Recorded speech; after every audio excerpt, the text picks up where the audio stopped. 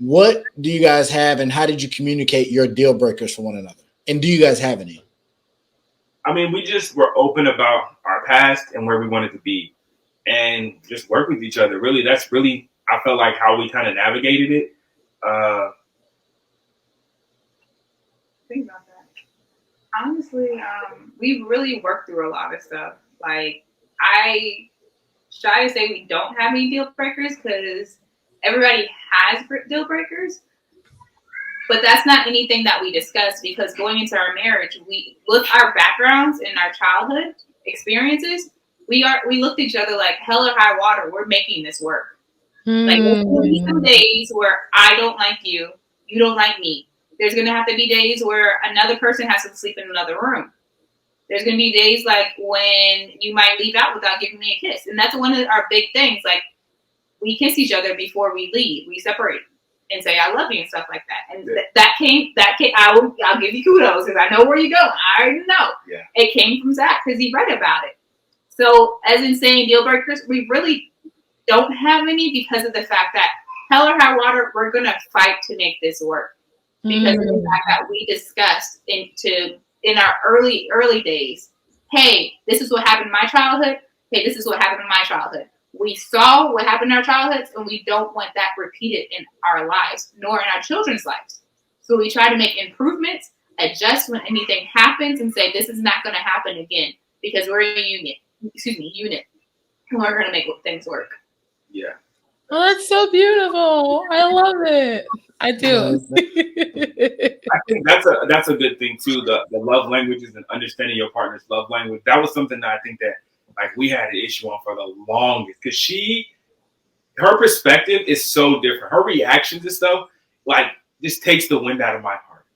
You know what I'm saying? Like, it just hurts my soul because for her, she'll be like, you could do something extravagant, and she'll be like, thanks. That's it. Thank you.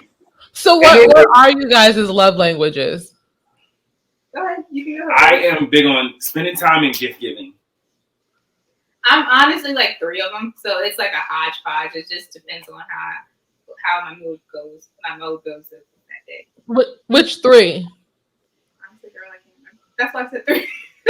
No, she's big on.